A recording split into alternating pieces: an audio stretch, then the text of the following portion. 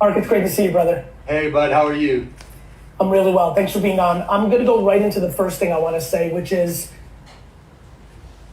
I think you are underrated because I think you and I share something, and the final nail in the coffin happened with this last 5-6 months with NFTs. As I think you are incredibly consumer centric. And I don't think people talk about it enough. When I say that to you, because everything that I've come across on NFTs, it just scares, it almost shakes me. It makes me happy because I admire you a lot. I'm like, man, that's the same shit that works for me. You don't come from a place of what's in it for me. You come from a place of what's in it for them, and then you reverse engineer. That's what I believe I do. And I've noticed that through the years, obviously we know each other a little bit, but like, this one especially, I feel like you and I and maybe a couple other people have been pretty aggressive on it in a way that just feels exactly like Web 1.0 did for me, exactly what Web 2.0 felt for me. And it probably shouldn't be a surprise because of how much you nailed Web 1 and how intuitive you were in Web 2, even though you were so busy in what you were doing.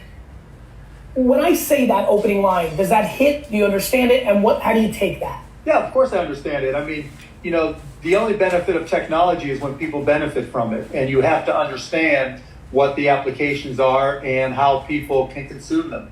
And so, yeah, I agree with you. Whether it was, my first company doing local area networks before pretty much anybody else, doing streaming, doing the first all high definition TV station, being vertical in 2006 with owning a theater and releasing movies on DVD and online, it all comes down to what are people going to consume? What's the path of least resistance for consumers? And if you can take the technology that you're involved with and supply that path of least resistance and give them a better experience, you're going to win. Mark, I would take that there's a lot of 1999, 2000 internet dynamics playing out here. That the macro NFT thing is way, way, way bigger than people actually realize because it's a social truth. It's the digitalization of assets. We use those assets to communicate. This is going to play out, like 99 and 2000, there's so much excitement in a certain group, still a small group, but excitement that just like a lot of the internet stocks were overpriced on the macro long-term promise of internet, that a lot of the investing in the individual NFTs have a lot of vulnerability as supply and demand dynamics play out over the next half decade to maybe not be great individual investments, but the macro, and if you can find the Amazon and the eBay and the Google in there, what do you think about that? I think you're wrong. I don't think it's 1999. I think it's 1995, right? Understood. And I think it's not so much about NFTs. NFTs are proof of concept. Just like, in 1995, everybody was just setting up a website, and that website was a business, and it seemed complicated to do HTML or JavaScript, right? Yes. Oh, I know somebody who does HTML. They must be really, really smart. And so every website seemed like a business, and everybody got excited about it. But it turned out that was really just proof of concept. And the underlying concept now are smart contracts on EVMs, Ethereum virtual machines, typically on Ethereum, but also on Matic and other places, right? And you're starting, and just like we argued about in streaming, we argued real networks versus NetShow versus all these other streaming protocols, right? Now we're arguing about blockchains. But the reality is smart contracts on Ethereum and other compatible blockchains, it's just the beginning. And the proof of concept is NFTs. Because anything digital can be an NFT, and we've just scratched the surface on what truly is going to be done with these smart contracts. Who do you think the big winners are, and who are the big losers in, let's say, the way you see the chess moves playing out over the next? I'm gonna truncate this. In the next 5 years, 7, maybe I'll let you push it to 10. I'll let you go where you want to go. Who do you think really wins from this at scale? Consumers are now accustomed to a non-custodial wallet. I keep telling people, my friends, I'm like, don't be your mom and dad. They were scared to put a credit card into a computer, and now you're scared, right? That's the analogy I use. People were terrified of credit cards. Terrified. No one's going to use Amazon. Yeah, no one's going to use Amazon. Literally every person at my dad's liquor store, when I was like, buy winelibrary.com, don't drive from New York to the store, they were like, why would my credit card's going to get stolen? Right, and that's what you saw in media too, right? That's what TV was really big. And I remember doing streaming, and people were like, I don't know what internet broadcasting is, but I'll just turn on my mother's TV. Correct. Leave me alone. Who do you think, Mark? To the question. Yeah, who do you think's positioned to really do nicely, and who do you think loses a little bit of leverage in a scaled internet and now an emergingly scaled blockchain ecosystem? Too early to tell. It really, really is. I think Ethereum will be fine, and the reason I say that is because it's the platform everybody's trying to compete with. And when you try to compete on speed, transactions per second, and pricing, it's really, really tough because everybody sets the same milestones and benchmarks. And it's not like the people in the Ethereum community with their EIPs or Ethereum improvement proposals aren't going to keep on moving forward. They do. And so the whole industry is going to move forward. Smart contracts will move forward. I think what's going to drive everything is the applications. So we're seeing, like what you've done, you've extended the value proposition for NFTs, not just, a digital picture or movie or whatever it may be. You've extended the value, and that was ballsy because I wouldn't even want to be your accountant or your tax guy for the way you guys did it. Well, especially when you sell Ethereum at an ordinary income and then decides to go in half. I've had a very intriguing 48 hours, no question. Yeah, just like because you included access to different events, correct. How do you account for that? That's right. There's issues there. So, that's one issue. I mean, things like Cliff Notes, right? Why aren't Cliff Notes NFTs? You take the class, you sell them, right? Someone's going to buy a publishing company and do all that. We still haven't solved music. There's still issues with royalties and extending them across platforms, right? So there's all these things that are going to be solved at some point. And, just like you used the credit card analogy, I used the streaming analogy. When we first started streaming in 1995, in order to listen to, a radio station, you had to have a PC with a modem, with a dial-up ISP, with a TCP IP client, with a client to do the streaming, with a batch file on a website. And now when you think about streaming, you just think about watching TV, correct. Watching a show. You don't even know what happens. Mark, before I lose you in a minute, is there any logical reason for anyone to issue a ticket to an event, a concert, a sporting event, some other, as we go and let's say the prices come down, because I can respect where Ethereum is right now with gas prices, but you can do it on Wax, you can do it on others, and we'll see level 2 with Ethereum. Is there going to be a tipping point where in a little bit here, 2 years, 3 years, 1 year, 5 years, where there'll almost be no reason to not make every ticket an NFT because it becomes a marketing collateral asset for that issuer, and God forbid Luka drops 100 points in a game in 4 years, it becomes a secondary derivative royalty asset for your team. Yeah, and also it's something, it's an enabler too, so you can do so many different things with it. But the question isn't will it, it's when. And the question becomes, we'll start doing it this coming season where we'll issue an NFT after you've chosen your ticket on Ticketmaster or whatever, right? So Gary has seat A3 in section 109. Now we already know that. We use the API, bam, we'll give Gary his NFT, and that comes with all the associated value that we create for it, because there's no limit to the value we can add to it.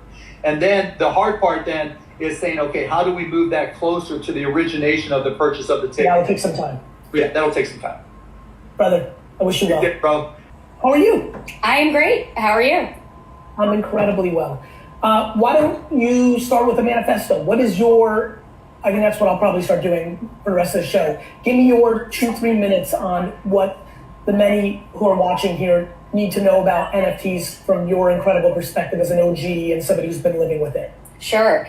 I get asked this a lot, and they really are as simple as a container, right? NFTs are a container technology.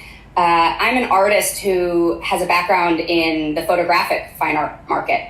So I really see NFTs as a complete one-to-one analog from, the way a photographer could edition a print of their work. We as screen-based artists can now edition our work in its native format. It's really as simple and as revolutionary as that. You know, as someone who's worked with video for about a decade at this point, it was always a difficult proposition to try and monetize and find support for your work. You know, you had to do all these sort of Byzantine things to try and get yourself supported as a video artist or as a GIF artist or a 3D artist.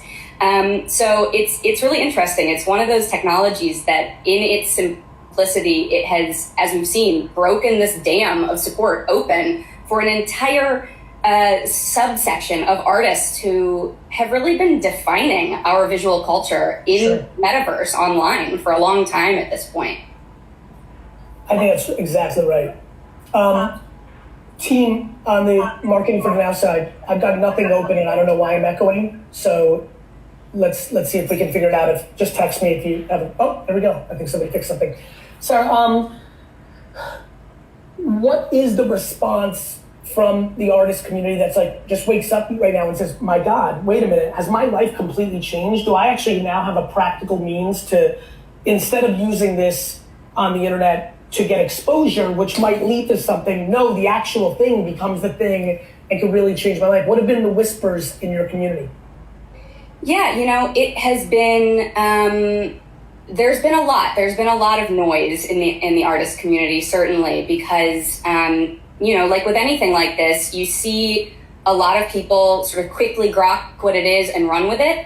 And there's also been a lot of fear, I think, that has come up, which to me says a lot about the artist's place in society, really. You know, I think a lot of us have for a long time been very conditioned to create our work for free, to seek visibility for our work, you know, through social media and proto-social media like Tumblr. And it was always this model of create good work and then wait for emails. You know, we're expected to create your work and then wait for people to contact you and potentially commission you and potentially give you gigs. And this is such a complete flip or flippening, if you will, of how we support ourselves as artists. And I think for a lot of people, there's disbelief around that because, you know, lived life and lived experience really conditions you to expect things to be a certain way. And I think it's that. It appears maybe to some people almost like it's easy money. And I would be the first to say nothing about this has been easy. You know, where people are confused, Sarah, is some of the people that moved first, who deserve it, moved first and fast, were able to get different economics. What everyone's about to realize, Sarah, and I'm sure you know this, is that, can you hear me? I hear you. I'm going to try headphones in. No worries. The echo is my problem. Yeah, no worries. We're working around it. The thing that I think people are going to realize is that the supply and demand now that the cat's out of the bag, you're just going to have so many more people creating art, ones that have held it in the past, and there's just a supply in that scenario. But I don't believe that the artists that I've watched, especially in 18, 19, and early 20, that might have had some incredible moments, especially in that early establishment, I believe they deserve it for taking the risk and seeing it and finding it. I think they earned it through strategy. And now what's going to happen, it's like social media. In 2006, 7, 8, 9, some people established, Dane Cook established his fame by using MySpace. He earned that with the right strategy. Then everyone figures out social media is something, and then it becomes a supply and demand. Every 20-year-old is trying to become TikTok and Instagram famous. Not everyone's destined to. I don't think every artist that is good is going to smash it selling NFTs in 2023. I'm just happy so many more will than would have had the technology not come across our paths. You agree? You disagree? Oh, absolutely. I think, you know, what you're hitting on, and thank you for saying that, you know, I think you're absolutely right that artists have been conditioned to do the best we can with an attention economy. That's what, you know, every artist, I think, working today knows the email of, I'm not going to pay you, but I'll give you exposure, right? Sarah, real quick. Yes. Real quick. I apologize for interrupting. I would argue everybody's been living in that. Mm-hmm. I mean, I've been living off of that. Build exposure And then I've worked my face off in building companies that might be able to. Now, not as much. Now I have options to not have to do that. I view a lot of entrepreneurs, a lot of other, I think artistry goes pretty broad. You have comedians who are putting out clips that get 40 million views on a TikTok post who are now potentially going to sell that comedy. It's really a fascinating time, no? Oh, completely. We've added this extra component. We're essentially just adding to the attention economy this component, which allows us to then convert that attention into financial support, into something that says we are now no longer expecting support to trickle down to us sort of at the end of the line once everything else has taken its cut. It's now allowing us to really take the reins on what we're doing here. Sarah, do you think, one thing I've seen from some of the artist community is like, Gary, friends are like, but it's not fair, this athlete's doing it and this is doing it and they're taking away from us. I'm like, brother, you've been talking about freedom of art. Well, this is freedom of art. You can't have it both ways. Have you seen that conversation spin up, and have you what's your point of view on that?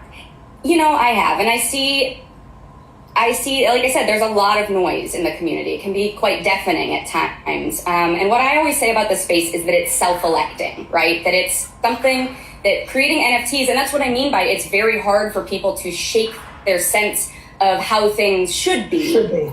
Because of how things have always been. And I don't know if you've ever seen the meme of the kid holding, it's like he has a boot on his head and then it zooms out and you see he's holding the boot on his head.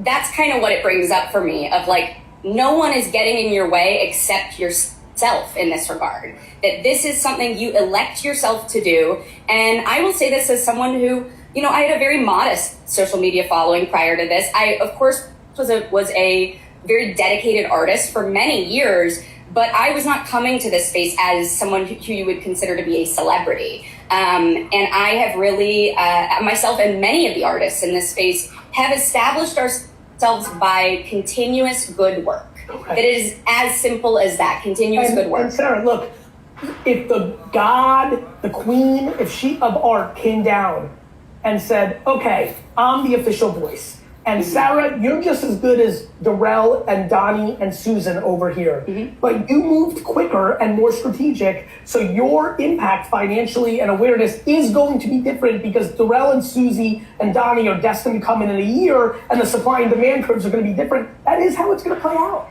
It is. It's what I remind artists, because I do, I am an artist first, and I want as best I can to help artists who are naturally sensitive people, just take care of their mental health and all of this. That I remind them that your sales have nothing to do with the quality of your art, really. Like those two things are perhaps related, but there is not causality or correlation there. That this is ultimately a market. This is something that is a market. If you're coming in late to a market and the market is already very saturated, you are going to have a much harder time establishing yourself. Sarah, very famous people have sold no NFTs. You know this. Yes. Some of the most famous people in the world have launched NFTs in the last 2 months, sometimes in collaboration with a great digital artist, and have sold nothing because they didn't build it, or they didn't market it, or they didn't launch it with the right strategy. Right. And I think you're hitting on something really important here, which is authenticity has a great deal of value in this space, I think. And my experience has been that crypto native people can smell from a mile off. Humans can. Totally. And that's when I see that happen. I think that it's that everything we're doing here is a question around what has value and why do we give it value? And when it's perceived as someone coming in with this energy of sort of like they're just coming in from left field because they smell money, people just go, I don't want to give you my money, The end. Yeah. When and I know we have to go. I'm ready, Andrea. I know I'm having too much fun with Sarah and went over, and I don't usually do that. Or Sarah, when the artist, whether it's someone famous or an artist, even maybe from real physical art, they come in with audacity, as if they are owed it or deserve it, which is ludicrous. It is ludicrous. And I think that's what excites people about this space, is a feeling of course, it's like I said, it's not necessarily correlated to quality, but there is a sense of it's just tumbling those feelings of entitlement and those feelings of who is owed what. And I think that excites people, that we're seeing a different group of people kind of come to the forefront with this. Tom, great to see you. What's up, dude? Great to see you, brother. Same, man. Looking at your shelf, knowing you personally, did you do the same thing I did in December, January? I don't know when you did it, where you were just like, thank you, God, for letting me be at this point in my life when this thing came along. No doubt. Yeah, I got introduced to the idea of digital rarity about 6 years ago. And the guy showed it to me and I was like, whoa, that is going to entirely change my business. And then promptly forgot about it because the tech wasn't ready yet, obviously. We didn't have the network effects. But so when it came back on my radar, I was like, we are all in. We are moving millions of dollars allocated to building things out in the blockchain space, especially NFTs. And have really stayed true to like, this is changing our entire business. So it's this is a thrill ride. What's your early observations? What do you think? So right now, people need to look at this as a technology. And so unlike you, who were sort of savvy enough when Web 1.0 came around, you got that early. For me, I was in filmmaker mode. So that was just a non-entity. I wasn't thinking about that at all. I was just, how do I break into Hollywood? It was a totally different game. That passes me by. I get into business much later, probably 2003. I finally embark on my business journey. This is post-collapse, so I'm coming into this, technology is a thing. And that was, now looking back, really sad to have missed that. So seeing this now, seeing the energy, seeing how there was just this sucking sound of talent and excitement pouring into this space and, wanting to be in it from the ground up, wanting to build something long-term. And that's the sort of key insight and is what's allowing us to get a lot of artists on our platform at a time where, everybody's got a platform, is we give them our best practices document and say, look, this is about long-term, this is about building a community, and people can see my track record. I know how to build communities. That's what I do. So I'm like, look, we're gonna help you guys build a community and help you build out a long-term strategy. Don't think of this as that quick cash grab. And then the next part is, this is a technology. And so as an artist, you've got to now broaden your canvas of possibilities of how you give that moment of awe where you're giving people the chills through your art, because you understood that the modern canvas now can. And so it's a really interesting moment. There's a lot of entrepreneurs in here, a lot of different people. We've only got 5 minutes. What is go bullet point for me? Bullet point things that people should do or think about. If they want to leverage blockchain and NFTs? Yeah, if they're watching this, right, you've had 3 people on now with me. I've been yapping forever. The energy's building. They're like, all right, maybe I believe these people that. Yeah, maybe I believe it. Maybe I don't. I'm not cynical. I'm not going to do what I did with the internet and with social media and say, no. This time, trick me once, trick me twice, but this third time, I'm not missing. How do you think about it? Yeah, number one is people need to learn about the technology. So the entrepreneurs that are going to win are the ones that can create something other people can't create simply because they know what I call the physics of the situation. So there's a guy that I think is really worth following. His name is Gary Vee. I don't know if you've seen him, but he talks a lot about this idea of waking up and looking what's popping off in the App Store. That's somebody who understands attention, understands human psychology, and goes, okay, based on what I know about human psychology, you tell that famous story, you put the sign here, right? Mm-hmm. And so as people are getting into NFTs, if you don't understand the physics of that technology... Hold on 1 second, I apologize. There's somebody spamming on Facebook, acting as me, putting a wallet up. Let's ban that person. And also, I will never ask you for money. I will never ask you for your MetaMask seed phrase. Sorry to cut you off, Tom, but I'd love to get your perspectives on this. When it's the wild, wild west, you also get a lot of the scammers out there. Yeah, people have got to get educated, and this is where taking full responsibility for yourself and educating yourself before you do anything is the key. Now, taking action, I think, is the most important thing that you can do. So bullet point number 2. So if number 1 was learn the technology, number 2 is now go create something. And when I told our team that, when I first told them years ago, hey, we're going to get into comics, and we were like a YouTube channel, they were all very confused. And 10 months later, we've got comic books on stands, and my own team was like, how did we just pull that off? Right? But it's just, what are the physics of the situation? And so I went into extreme learn mode.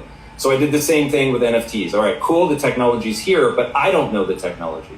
So now I need to get under the hood, take every meeting I can, start learning Solidity, look at, Flow blockchain, what are its advantages, Wax, what are its advantages, Ethereum, what are its advantages, where do I think people are going to be, right? Skate to where the puck is going to be, not where it is. There was no way for me to sort of think my way through that. I had to start building. So I found a tech guide. We originally thought we were going to build on Flow, then actually getting into sort of where that tech was compared to what I needed to do, realized, nope, we need to be over on Ethereum. And so that wasn't something I could think my way to. And so getting people super comfortable with go take action, go mint an NFT, go put it out there, create something, get feedback. That's going to be huge. And then number 3, this is a community game. So no matter what you're creating on an NFT, if you're not building a community and holding yourself accountable to what's going to happen over the next 10 years, like what I put out today will be scrutinized 10 years from now. And my community is going to be on the fucking blockchain. Yeah. So like there is that history, which now can work for you, which is amazing. I say a lot that being in the era that we're in with social media and now the blockchain, you're living in a phenomenal time because being a good person suddenly is the greatest marketing vehicle of all time. Go figure. It's crazy. But like that wasn't always true. No, it wasn't. Or at least it wasn't easy to get it out there. Correct. Because there was too many gatekeepers. A mature internet and a mature blockchain is a very remarkable reality that everybody watching this, God willing, good health, will live through, and it's going to be real different, Tom. Yeah, man, and people got to cut through the noise. So especially right now, we're recording this in the middle, like a day after a catastrophic dip in the market. Yep. And if people have that long-term vision and they understand the technology, you can actually create a functional thesis. So the question I come back to as the market is plummeting is digital adoption a one-way street, yes or no?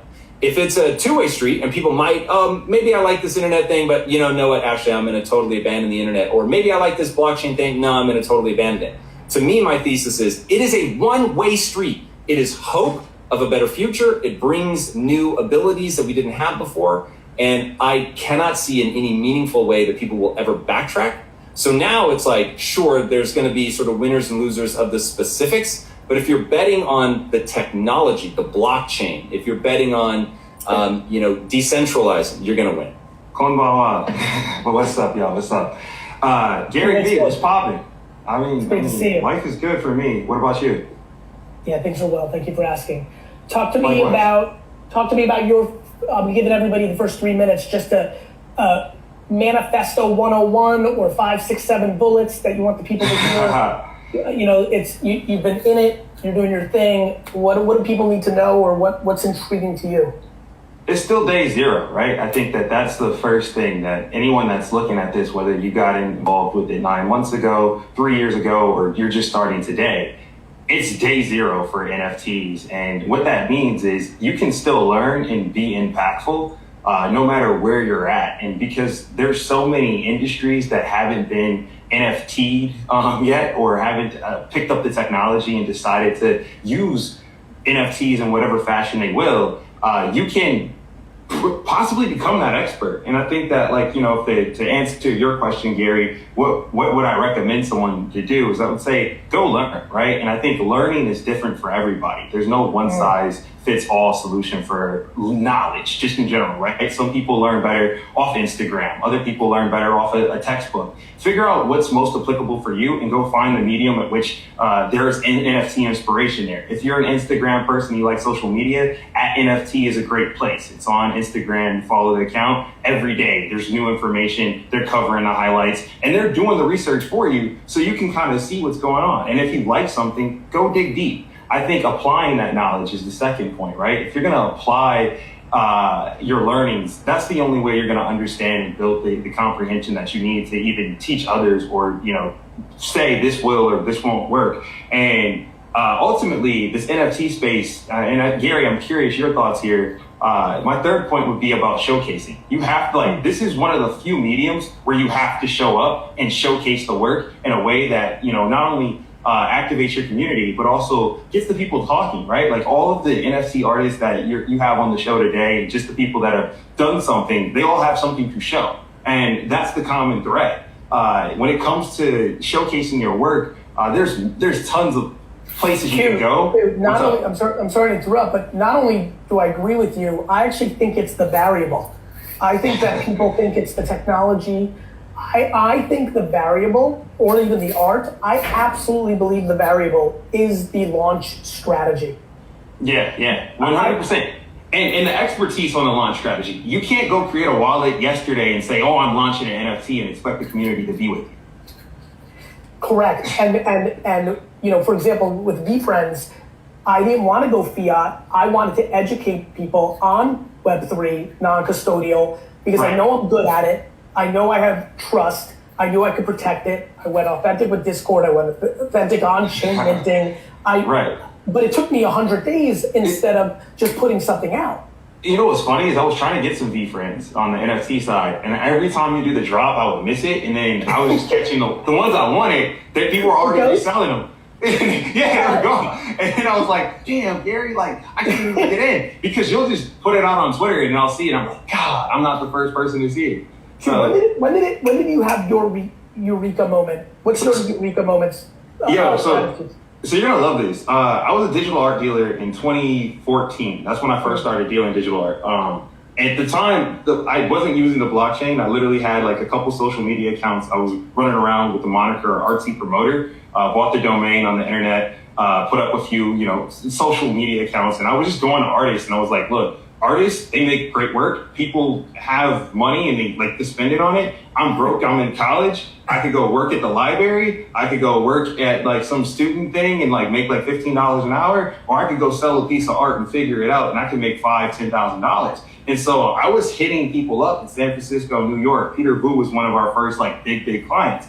And he's this New York artist. So, I'm seeing it and I'm like, whoa, in the New York art world, I'm in Wisconsin, and I get a Vu piece. And of course he's like, some black kid out of Wisconsin trying to sell his artwork, and he's this prestigious artist. He's like, oh, hell no. But I'm like, yo, I'm like, Vu, I'm not trying to sell your actual work. I don't even want to sell the prints. I want to sell the digital variants. And he's like, huh? And that's he was like, no risk to that. I don't even know what that is. Exactly. And so like, I started, was like, yo, you can sketch, all of your work starts intrinsically on a digital medium. I was like, if you're using Adobe Suite, those are all binary bits and pixels. If you're sketching on your Galaxy Note, because he did a Samsung Galaxy Note campaign way back when, right? And so he used the Note, like he was actually one of those people that was about it. And a lot of his sketches he started on his Note. I'm like, bro, just give me those files and I'll sell them. And so I ended up, long story short, we started this marketplace called 23 Vivi a long time ago, raised some money for it. It was fun. We had, a good time, exit. I'll say we were way too early and we were on the Bitcoin blockchain.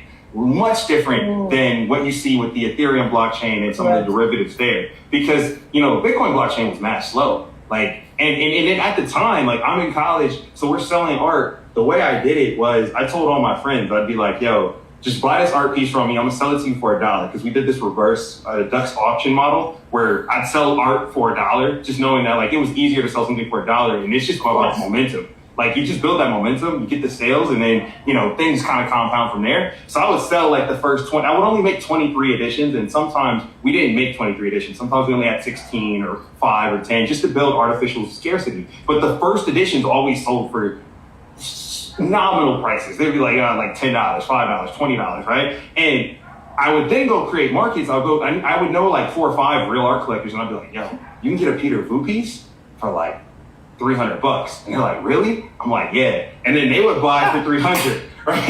And so I would tell my friends, be like, what? Honestly, bro, the only thing I'm thinking about right now is like, damn, I wish Q and I went to college together, because we would have been on that 24-hour hustle. Like, you're grinding and learning your way. Yeah, and so I did that. I paid for a lot of college using different hustles, Bitcoin. I don't have a lot of it today because that paid a lot of my tuition. Yeah. But I still stayed active in the community. So when NFTs popped off again, like like September of last year. I started seeing it bubbling, and I was like, and I'm getting all these texts and tweets, and people are like, you were so ahead of the curve, blah blah blah. And I'm like, all right. So obviously, I get the call one day, and they're like, yo, can you sell an NFT? And I was like, what do you mean, like sell an NFT? Like, that's easy. And so I wanted to apply the same things I just talked about. I wanted to like say, okay, what do I know something about? And for the first time ever, now the general mass market is involved in, these digital wallets and NFTs, and they want in. And so I talked to the people over at WorldStar Hip Hop, and I was like, yo, can I sell a WorldStar Hip Hop chain? And I know my name's Q. I'm not trying to impersonate Q from WorldStar. This is Q Harrison, but I want to sell a WorldStar Hip Hop chain. And they're like,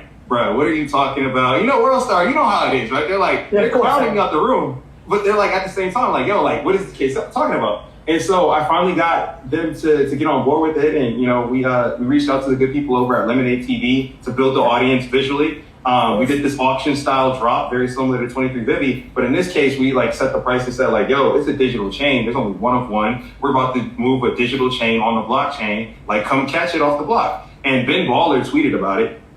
And then he hopped on Clubhouse and started ranting. And obviously, you have the first person ever make the real WorldStar chain. That caused all types of waves. We hit TMZ and, Blockboy Crypto talked about it. The whole thing. You saw, yeah. So then, and then it sold for 121 ETH, which is, I don't know, today's price is probably around 300,000, somewhere around there. But that's the type of thing, those are the type of communities that you really want to take NFTs to, right? Like, the world is effortless. I was talking to a company, they make, they're in your realm. They're like a alcoholic beverage company, and they're thinking about taking their bottles and turning them into NFTs. And I thought that was a super cool concept. And all these things. You said something very, very smart right off the gate.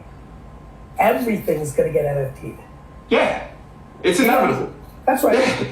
I remember I said that about websites. People laughed. I remember I said it about social media accounts because I pointed to like 45, 50-year-olds at the time, like, you're going to have a social media account. They laughed. Everything's going to NFT.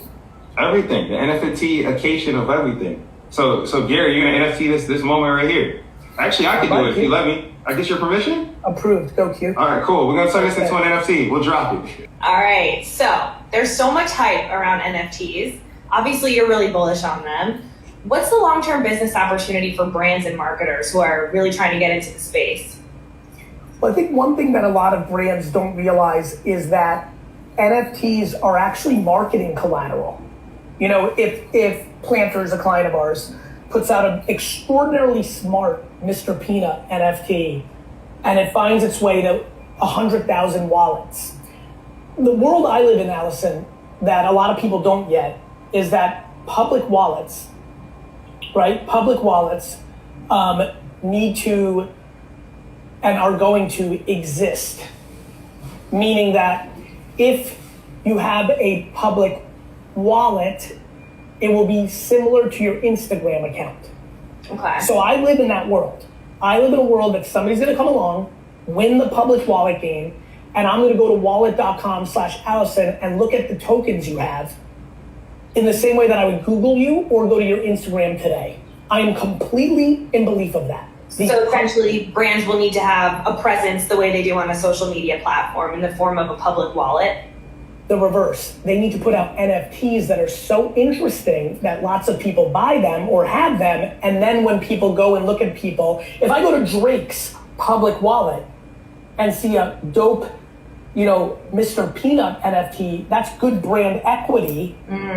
Got it? Mm-hmm. So I believe when brands realize this truth and then start making NFTs that aren't just like put it out there, but something that's thoughtful, has a smart contract underneath it, brings extra value, then it gets interesting. Okay. How did a lot of your guests that were just previously on were talking about the NFT community and how that's so important to sort of get involved with different communities who are, into the NFT world. How can brands do that? I think a lot of times when brands show up, it seems really cheesy and inauthentic. How can they what types of brands can really make a play in this space? I mean, every brand can make a play. The problem is brands and agencies are cheesy. I mean, Vayner does cheesy work. It drives me crazy. Like I don't need to point fingers. Let me point thumbs. Vayner does cheesy work because advertising people do advertising, Allison. So how can they not? How can they take advantage of this space? By stop being cheesy. And I think it starts with the client, right? I think, my teams get into subconscious what they think the client will say yes to versus presenting the best work. And that's what I keep pushing them on, right? So I do think it starts with the clients being less scared. Yeah, well, that can be difficult, I think. But before we move on, that's fear is the devastator of life. People don't post things on social media because they're scared something's going to say they're ugly. Brands don't do something smart because they're scared it may go wrong, and then campaign's going to write an article that's it's true. That's what they do. Right. And I should keep reminding people that if you have good intent, that it can only be so bad. Right. And I think people, and by the way, we also live in a world where everyone's a keyboard warrior. People crapping on a brand on Twitter and then 24 hours eating their sandwich, even though they don't, from a business standpoint, people love to talk on the internet, but don't actually live their life that way. Right. Sticks and stones a little bit. A little bit. So a lot of the NFT conversation is around artwork, buying and selling digital artwork. For businesses, is there any other viable use case in creating NFTs?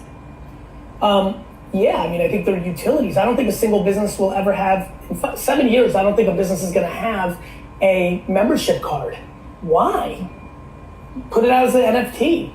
I think restaurants can launch their restaurants selling NFT tables where that person owns that table and it becomes like a Raos situation. I think there's a ton of things coming. Have you seen any good examples yet? No.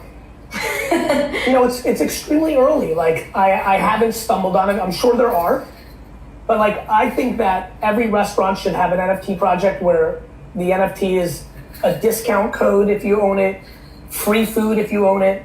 I have a lot of ideas in the restaurant space specifically. Interesting.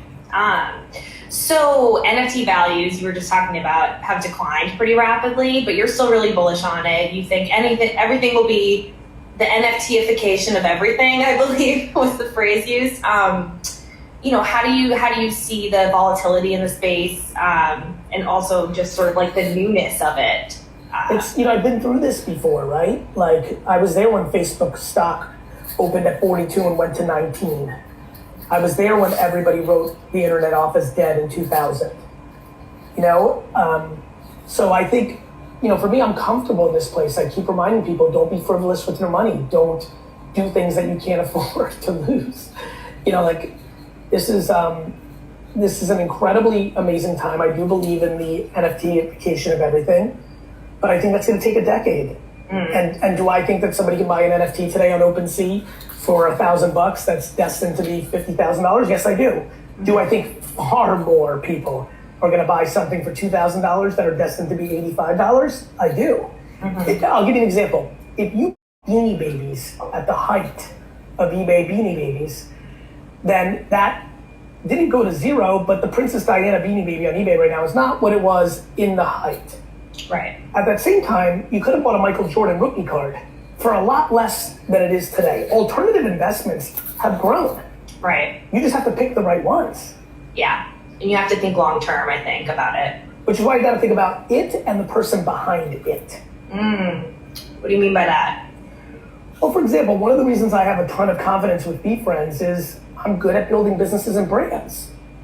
And so I'm going to build out these characters, and I think I have a legitimate chance to make them the Smurfs or Care Bears or Power Rangers because I'm good at business and good at brand building. If I was on the other side of me, would be more confident in my project than somebody else who might have done beautiful art but has never built a community or an economy. So how do you see VeFriends, what have you learned so far from launching it that other businesses can learn from as well? And how do you see it fitting into your overall Vayner empire? I think I learned a lot of things. One, I learned that we were very early. The tech was challenging. We had to push it back a week. I learned that what I always believe, it's why my books have done well. I'm a big fan of selling early, so building a Discord community for a month before it came out really mattered. Big shout out to everybody who's watching from Discord. It's become an incredible community, which has become a monster in itself above and beyond when I'm in there. The community's bigger and stronger than me. Education, Allison. I put a lot of time and effort into educating people what a non-custodial wallet is. You can't buy my NFT just with Coinbase. You have to get a MetaMask or a Rainbow or a Wallet Connect. Education and community, if you're going to dive in today, are the two for sure. Yeah, for sure. So where do you see VeeFriends going? I think it's going to be one of the most significant intellectual properties born out of native NFT land in the history of time. Well, I guess I should go buy one then. I can't give investment advice or things of that nature, but I can definitely tell you that I'm incredible. I can tell you this. I've never, ever felt like this. I feel like I've always had this weird point of view on Walt Disney and Vince McMahon, and now I understand very clearly why. I was envious. I was like, man, it'd be so cool to create a world. And the fact that I'm going to be able to create a world around the things that I am passionate about as Gary Vee. I'm also excited about taking a little bit of a step back. And, Gary Vee is very much me living my life because I know people find the way I communicate interesting. And so it's a platform for me to talk about compassion and empathy and patience and kindness and hard work and ambition and accountability. Things that my mom instilled in me, like things I really genuinely, Allison, believe in.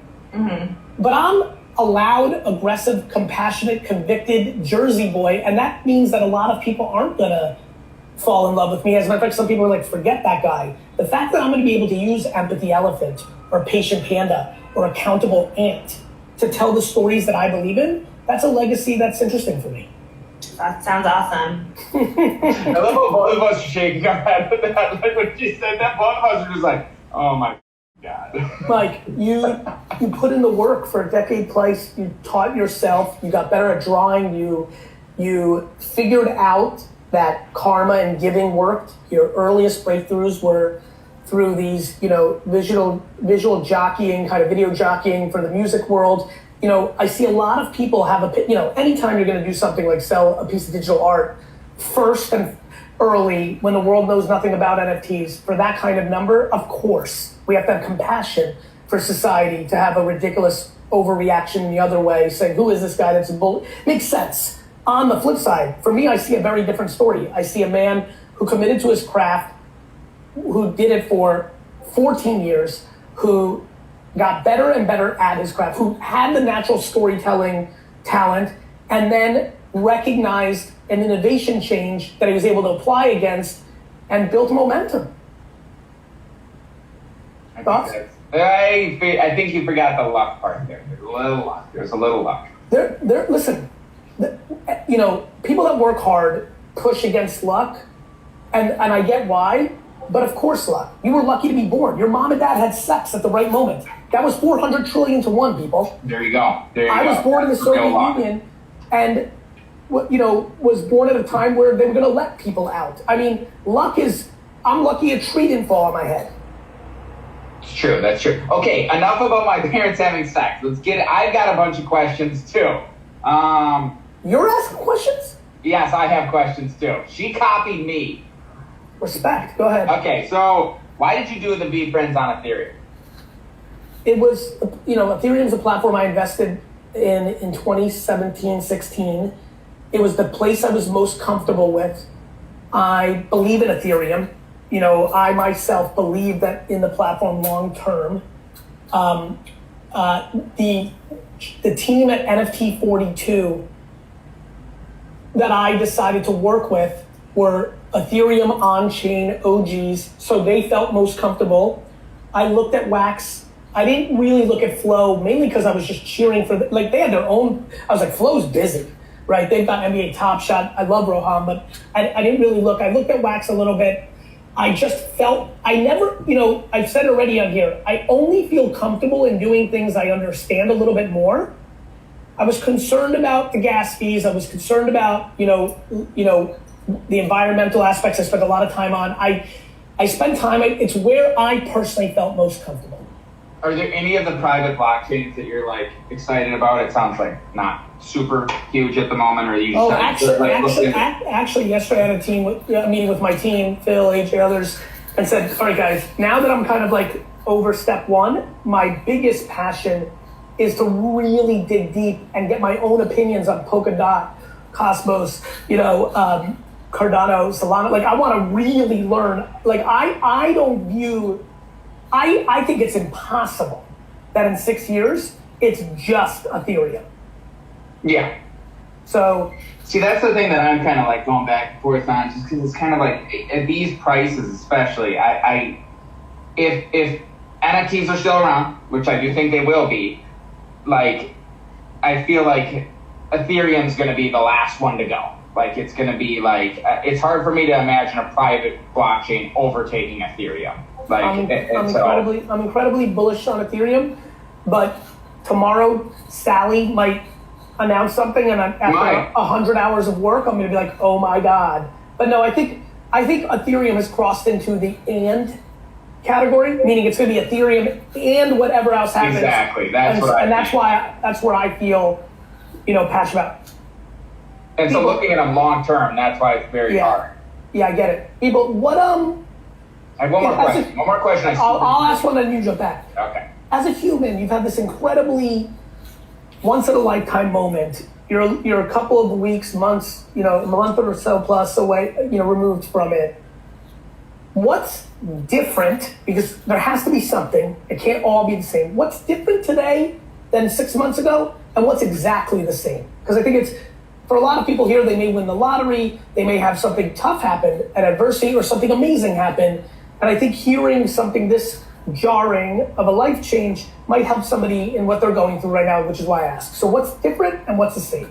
The same is that, I don't know, I'm still like very focused on making digital art, super excited about it, and sort of like, I didn't move, I didn't go buy a bunch of crazy crap. Like, it's sort of, in a lot of respects, there's a lot that didn't change.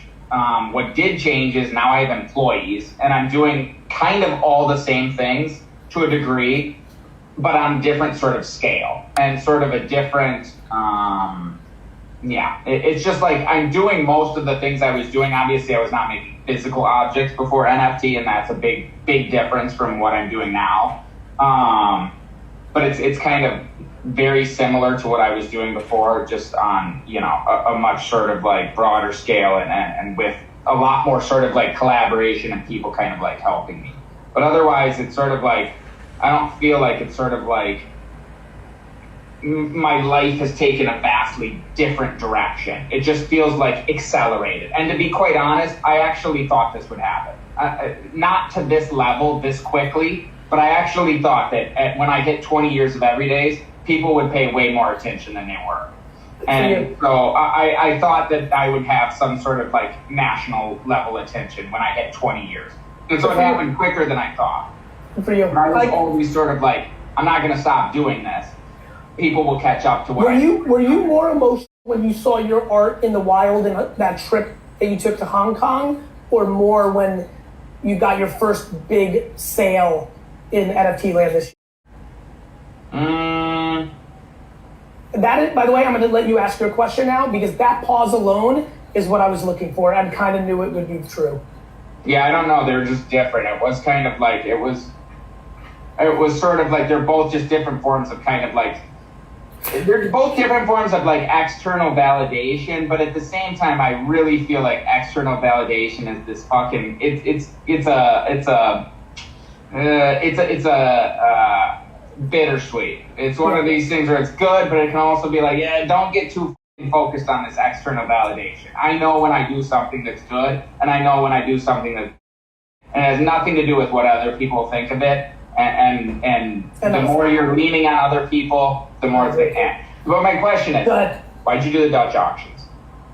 I was worried that I've had people over the last 4 years want to invest in me, Mike, in a way that you can't imagine. Really special, wealthy, credible, nice people, I got very scared that a lot of them, and there's been a lot of them, would see this project for what it was, which was an incredible way to invest in all my capabilities.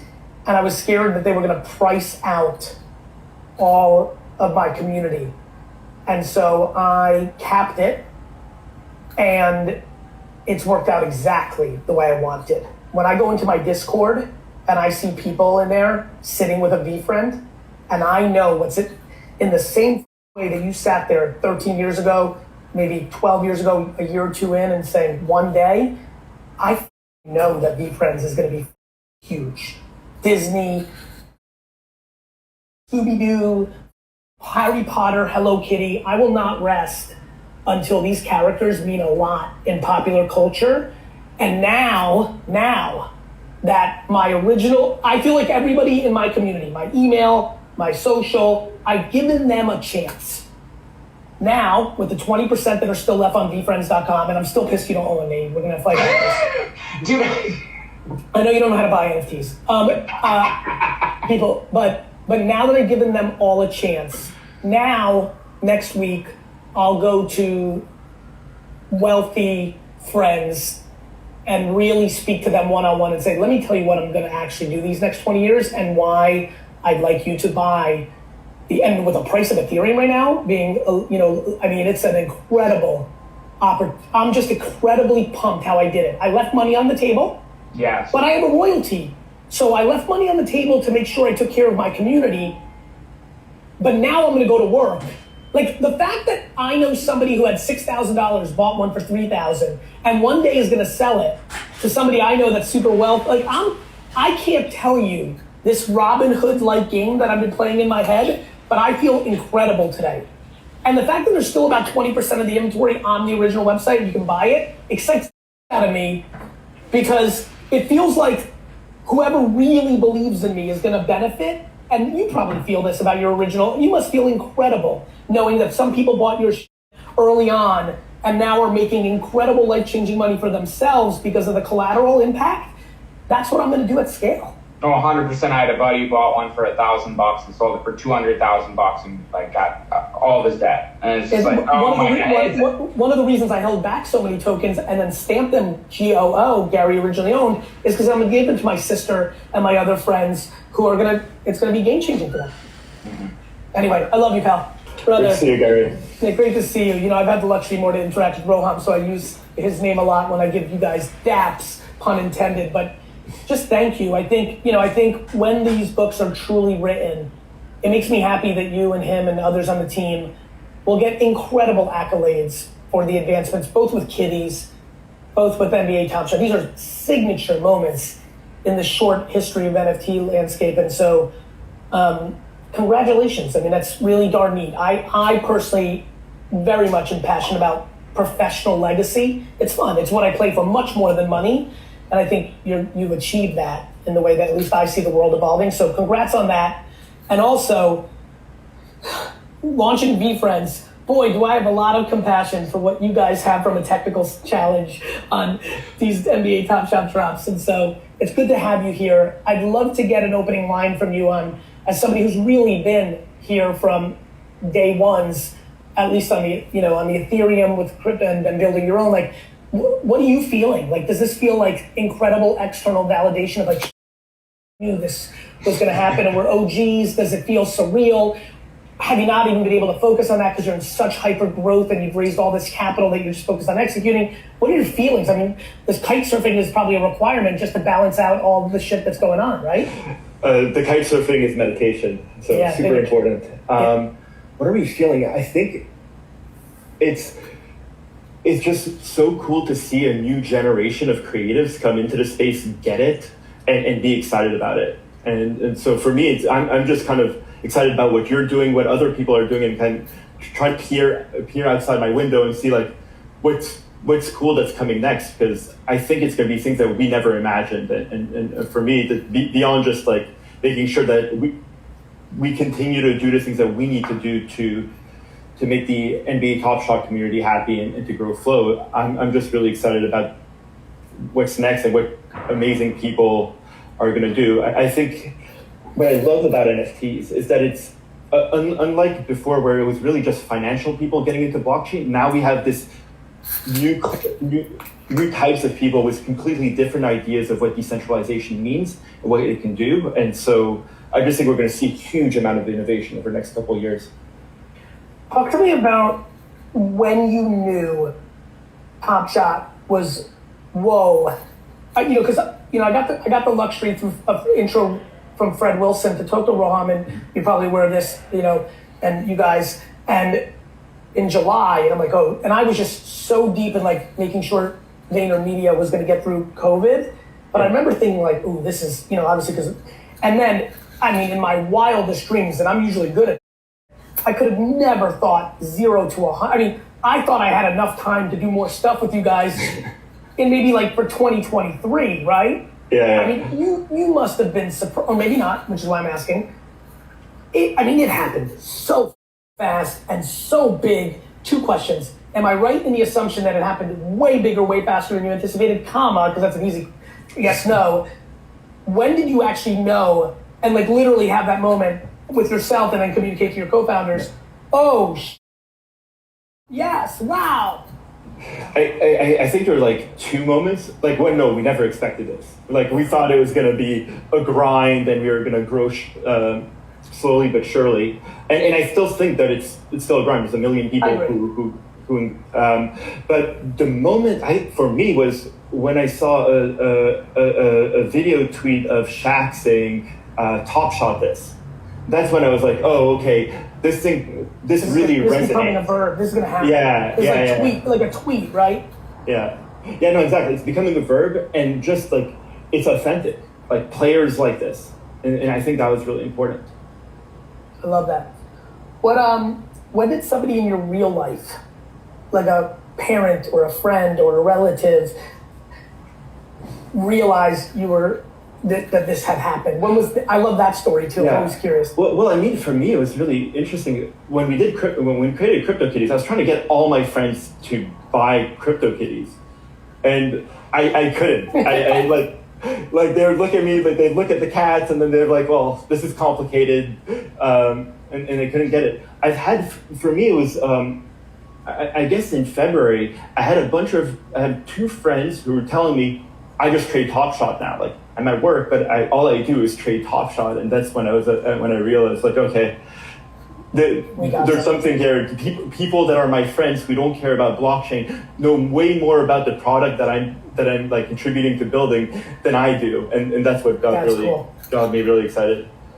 What's on your mind on the macro space as somebody who has gone from Kitties to the NBA Top Shot, 2 of the most substantial projects in the history of NFT land? What do you, besides your optimism and excitement to see new stuff and people innovate, which makes sense, anything nuanced? I think the important part is really kind of going back to it and thinking, like, when you're creating a project, is how is this going to be valuable to your community, to your users, rather than just saying, hey, I can put pictures tied into an NFT and sell them. And so you did that with VFriends. I was just on a call with a great designer who's got ideas around smart contracts that help offset carbon emissions. It's just really thinking about, for us with NBA Top Shot, for us it was like, how do we make a collectible that's 10 times better than a physical one? And that's how we ended up with video, is just capturing those moments. It's just really like needing this for people to have this focus of, if I'm putting something out there, why is it more valuable for my audience? And how am I going to keep it valuable for that audience? I love it. What for the 101s, the day ones, in this final minute that I have you, and I appreciate your time, what's a good place to start? How do you answer that question? They're looking at this, they're excited, they feel it. By the way, let's talk about Ethereum or Top Shot. Like, these early means volatile. Yeah. Yeah. I think the first place to start is engage with a product, engage with a couple of products, play with them. As you mentioned earlier, don't go crazy and spend all your money on it, but like test it, find what you find attractive with one or another. I like playing around with the NFTs that are kind of game related, like F1 Delta Time and stuff, because I learn a lot around like what it means to stake an NFT, et cetera. And so just playing around with as many different primitives, just go deep in the rabbit hole, read, but also play and interact with it. Taste it, see what's wrong with it, so that you can come up with better ideas.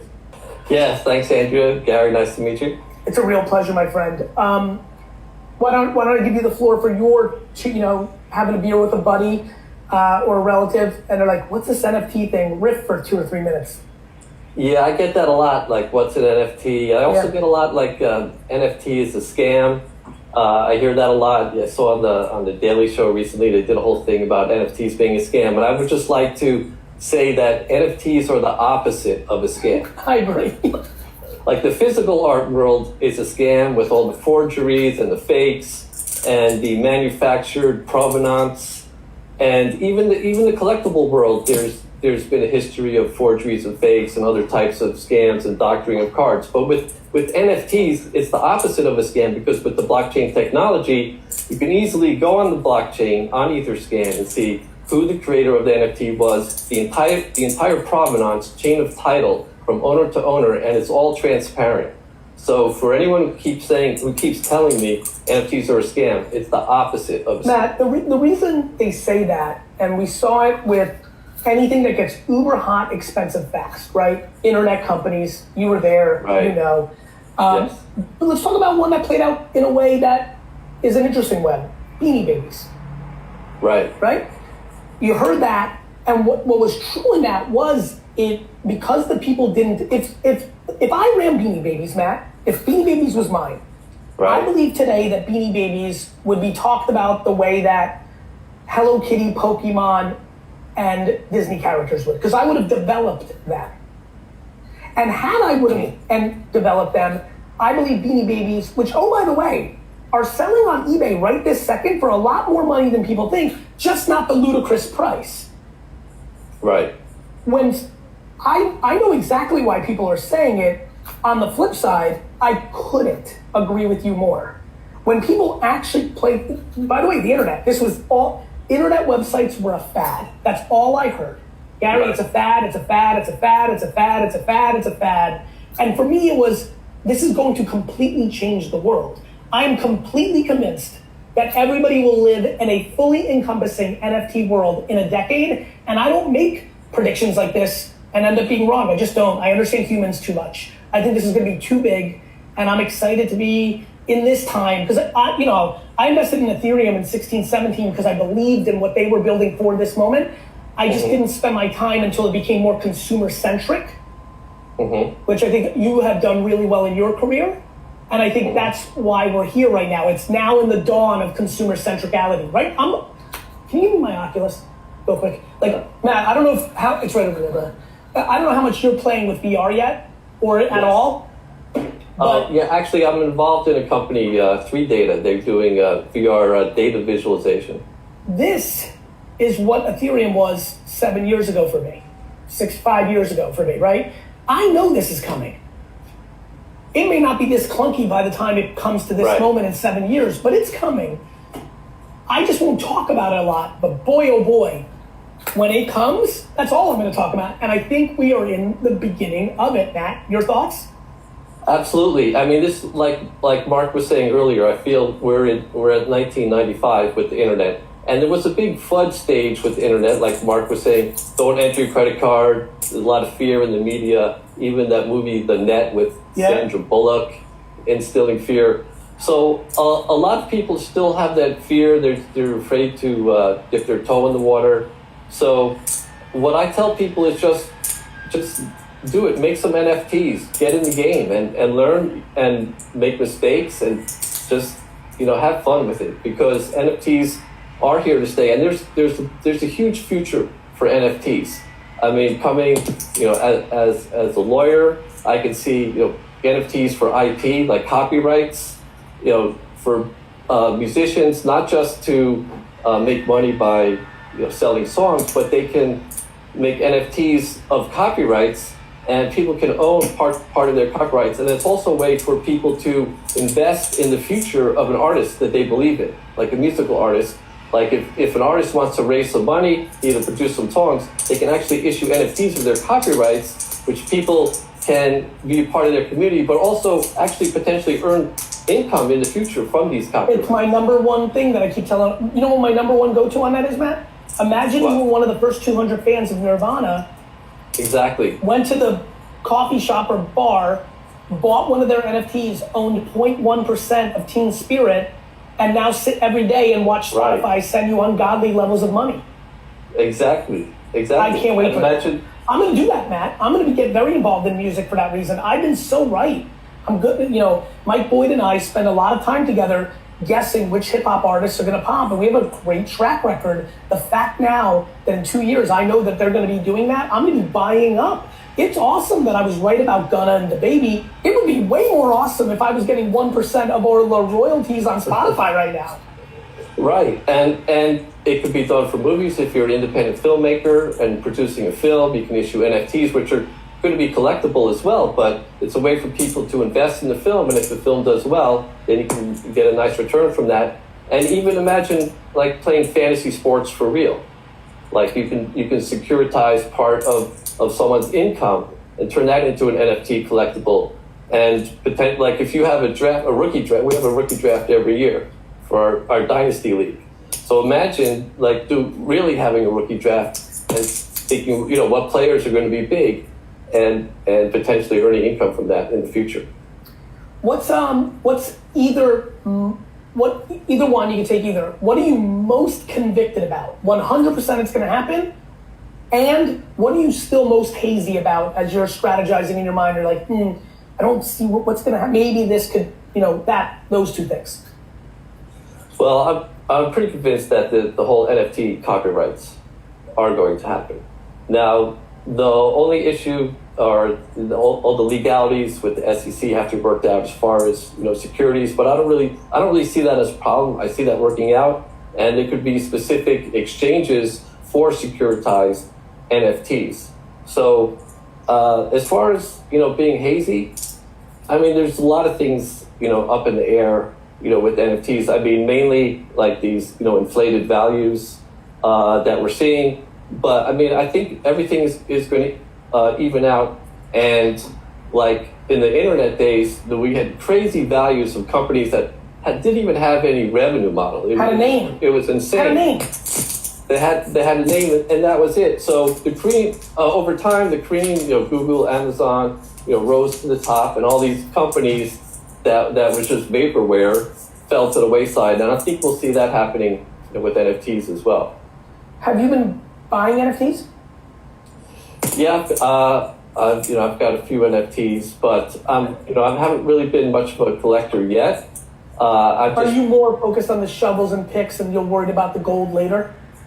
Yeah, exactly. I'm more like, I did the Three Stooges NFTs. I said, let me just jump in the game, make some mistakes and learn from that. Who had the IP to that? Who owned that?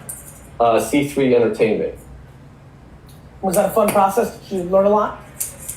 It was fun. I mean, I'm a huge Stooge fan, so it was just really fun from that standpoint. I can tell by you're copping one of the haircuts. Yeah, just for fun, we got 1 minute, and I feel like we've given a lot of value. Why did you fall in love with the Stooges? With the Stooges? Mm-hmm. Oh, I was watching them as a kid growing up, and it just hit? It just hit. I mean, was your dad or grandfather or uncle or mom or aunt? Did somebody love it in the family? No, it's just used to be on every weekend, and that slapstick stuff. I also love Buster Keaton, Charlie Chaplin, all those like physical comedy guys. Mm-hmm. Matt, thank you so much for sharing. Hey, how are you? G Money, how are you? Good. Excited to be here. Same. Let's go right to the thing that I'm sure a lot of people are thinking about. What is it in the early crypto culture that led to a lot of people doing what you're doing now, which is stay behind the scenes, use some of their art or characters to be their face, keep their anonymity? Like what do you attest that to?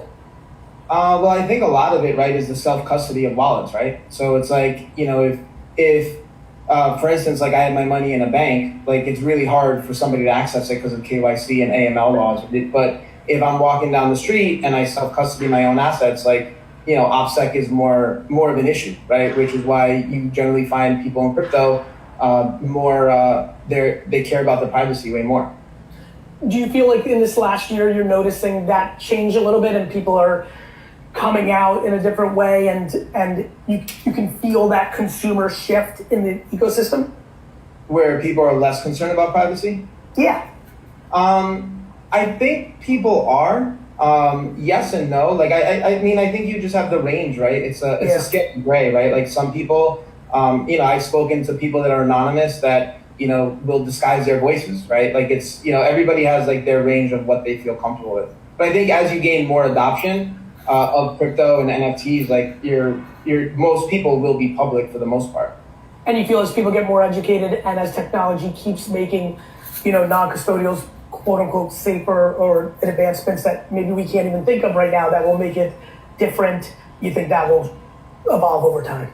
Yeah, for sure, right? Like the tech will get there. Like I always use the example of like, I'm in my late 30s, right? Like I started playing video games and like Super Mario Brothers was my first game, right? But that's not the final iteration of tech. People just keep innovating. Correct. Everybody, what do you think everybody here, aspiring investors, have done well in this space as an NFT collector, trader? Give me the G Money bullet points, give me the 3-minute riff of things that everybody here should consider, things you've learned. With regards to investing in the space? Yes. Yeah, so basically, like just buy stuff you like, be, to your point that you just brought up, right? Like if you really like a creator or some sort of creative and you're buying their early works, and I do this all the time myself where it's like, if I find somebody new and I want to support them, right? Like that's the best way to do it is just to support them, buy literally what they're making so that they keep on doing it, right? And like, and to your credit, like, you've been talking about this for years where it's like, at some point you'll find your audience, right? And you just have to keep on creating and, your fans will find you. And that's kind of the beauty of the internet, right? Is like, you're no longer have to be in just one physical location in order for people to find you, right? Like you're just out there on the internet and everybody will find you. What's been most surprising to you this year with this space? How fast and quickly it grew. Like I bought this punk, my ape in January, the first week of January, and I joked that like I wanted it to be the first punk to be sold at Christie's or Sotheby's, and I thought it was like 5 years out, let alone 5 months away that we saw punk sales going up at Christie's, which I thought was incredible. What did you see that made you, just to educate everybody, what do you pay for this and what's your assessment on what you think the fair market value is of this punk? So then remind everybody how few apes there are in the scheme of the 10,000 crypto punks. Okay, so there's 10,000 crypto punks. Of those punks, there are 9 aliens, 25 apes, and 88 zombies. And so of those, that means they're rarer within that 10,000 set. So, my first purchase was a zombie in December, and then I was stalking the apes in general for like a month. And, like the thing that stuck out to me was on the first day of quarantine last year, I bought a PlayStation because I figured that was the only way I was going to survive. And, I downloaded Fortnite. I wanted to hear like everything that was going on. And I start playing with my friends and their nephews. And these kids are like 10, 11, 12 years old. And they're like, hey, what skins did you buy? I'm like, skins? Do they give me special powers? And they're like, no. So I'm like, no, I'm not going to buy any skins. Fast forward, a couple weeks, I'm buying all the skins I can. And this is before I knew what an NFT was. And I was like, there's going to be a massive super cycle of digital asset ownership. And I just was like, I don't know how to capitalize on it yet, right? Because we're still in like the Web2. And once I discovered what an NFT was, and that was like in the late summer, early fall, and I'm hanging out in Discord, on Twitter, and Telegram, and I'm realizing, wow, like my profile is skin, right? It's like, we're quote unquote in the metaverse right now, because we're in these communities, right? Because it's like, what is a metaverse, right? Like we all think that it's going to be this VR, really submersive thing, and it's coming for sure. But like we're living in the metaverse now. So, I mean, that was what I thought about social media. Yeah. I thought that was the metaverse, and I feel like you couldn't have been more right. To me, what was happening in Fortnite, NBA 2K, Madden. By the way, you know what really hit me was Farmville. Yeah. Like there's a video of me in 2011 talking about virtual goods, and I was like, because that was when I was really studying Facebook behavior. I was like, people are buying virtual. Yeah, I mean it's crazy, right? Like, and when I realized that, and it's almost like the consumerism of the Western world, right? Where it's like people are conditioned to be like, oh, I'm gonna buy this because this, whatever this product is, what does it convey about me as a person, right? And it's like in the digital realm, you're still gonna see the same things, but it's just like you get a little more uniqueness to it, right? Because it's also a tradable, interchangeable asset. Yeah. Which right, is like incredible. Think about that. Everybody, when some parent, if you're watching right now, when you bought all those Power Rangers for your kid 20 years ago, you eventually sold those 5 years later when your kid got out of Power Rangers in a garage sale for $20 to someone like me, who then sold them for $200 on eBay. With where we're going with NFTs, when your kid gets out of those NFTs, you're going to trade them on the open marketplace potentially for a profit. Yeah, it's incredible, right? Like the upside, like the implications of it are insane. And like once I like wrapped my head around that, I was like, wow, like there's no doubt in my mind that this is the future. Are you excited about the smart contract and the things that can be attached to the digital asset? Have you been thinking about that? Obviously, I cared about that with VeeFriends. Have you been looking at that? Is that in part of your strategy as you think about what is interesting to you? Yeah, I mean, the thing that I love about NFTs is that everything in the real world is an NFT, right? So like that to me, when I realized that, I'm like, this is not a fad, this is here to stay. So using that framework, right, it's like, you can be as creative as you want, like to your credit, like what I loved about your launch was like the inclusion of, these real live events that people there's a ton of value on that, right? And, right. Like it's not just like, hey, I'm going to come in here and gee, for me, it was, let me do something super valuable in the upfront so that everyone's patient, because the way I'm going to build out these characters, I want my original OGs to really win, but I don't want them to have to wait because there's so much flexibility. And I mean, we just saw it, right? Yes, there was a wild day. Right. Like, I want it. And so that's how I thought about that. And there's a million other ways people are going to think about things because of that. Yeah, no, I totally agree. And that's the thing is when people come to me with like new ideas, they're like, oh, hey, like, what do you think of this? And like, how do you suggest I do this? I'm like, you could be as creative as you want. And then you just have to figure out how to work that into a smart contract, right? And that's like the beauty of where we are at this point in like the tech cycle. You might not have one, but in the last minute, I'm going to ask you for it. Any project that you think is emerging that's very low price that might be a good entry point for some of the, obviously punks are out of price range for many. Anything capture your eye that's just launched that might still be affordable for many? Right now, nothing yet? There's nothing that I'm really eyeing. I mean, I'm personally, like, with regards to punks, like, I'm a huge punk maxi, as you know, as we've discussed in the past, but like, me too. If you can get a fractionalized version of a punk, that's a good way to get punk exposure without having to, drop a large sum on it. Hey, thanks for having me. How are you? Not bad. It's a nice day in the city today. So. That it is, which makes me happy. So why don't you give everybody a little 1 minute on you and kind of your journey, 2-3 minutes on your NFT journey. Yeah, definitely. I started selling NFTs probably like last summer, but nothing very serious. And my claim to fame sort of was, so I was all this time like collaborating with a bunch of DeFi protocols, which are decentralized protocols. If anybody doesn't know what that is, it's pretty big in crypto. And I was just making sort of animations for them because that's what I have been doing as my job for a long time. I was working at like Blizzard before on their cinematics and stuff.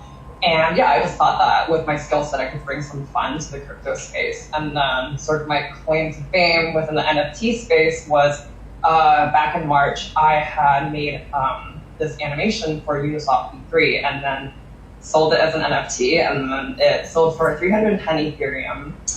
which the whole amount was pledged to supporting anti-Asian hate charities and nonprofit organizations. And here we are today. But what was cool about this case was that a specific DAO was formed to buy the NFT. There was a bidding war at the end. Why don't you educate everybody on this incredible new organization called DAOs? Yeah, so decentralized autonomous organizations, aka DAOs, are essentially basically these groups of people who have the same sort of like goal, and you can use blockchain technology to pull money together and make decisions together on the blockchain. So for everybody, just a group of people, they all pool together, they have their rules, and then they buy together, and it's been a really cool and interesting phenomenon for sure in this space. What was your expectations for how much your 310 ETH project would have went for? No bullshit. Don't go humble, but don't go making something like genuinely, what was your gut? I always go by ranges, and so I have like a worst case scenario and best case scenario. And in my head, worst case scenario was single digit ETH, and best case scenario was over 6 figures in terms of US dollar value. So you were just thrilled. Yeah. Basically, if it was like 100K, I would have been over. So obviously I did not expect that. Did the success of that lead to a ton of new opportunities for you? Yeah, I mean, I had always been sort of very engaged within the DeFi crypto community anyways, so I think it definitely opened up a lot of doors in terms of publicity, or maybe more on the NFT side of things, but I'm never gonna abandon my DeFi crypto community. Of course, it's your community. I resonate with and I love, but yeah, of course I'm grateful for all of the doors, and I'm excited to see where the DAO is headed actually, so. What are you most curious about from a consumer or human behavior thing? So obviously the DAOs you just mentioned, right? DAO, everybody who's in the chat. There we go, Sebastian, thank you. What else has really intrigued you in the last month or 2 or 3? Like, oh, that's wild, or something like, I still don't have it figured out in my brilliant head how this is gonna play out. To be completely honest with you, when the whole Pleaser DAO thing formed, I actually didn't understand the scope of it myself. But so then I looked into it a little bit later and why people thought it was a really big deal.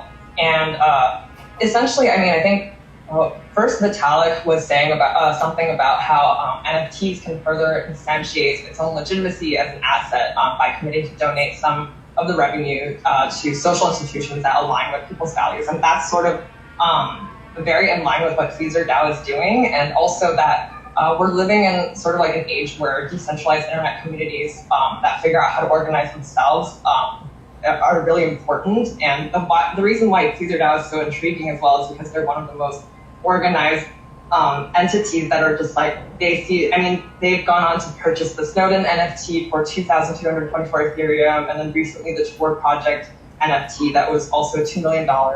And they are very, very organized. It's basically like the dream of Silicon Valley or something. They can like pull funds really quickly and act quickly and expand quickly as well. And I think DAOs actually sit a level above NFTs. So they can not only own NFTs, but perhaps maybe even like create NFTs and do a lot of other things too. It's really transformative, I think. And so you can think of an NFT as a piece of digital media, but a DAO could actually be an entire company in that sense, right? A media company.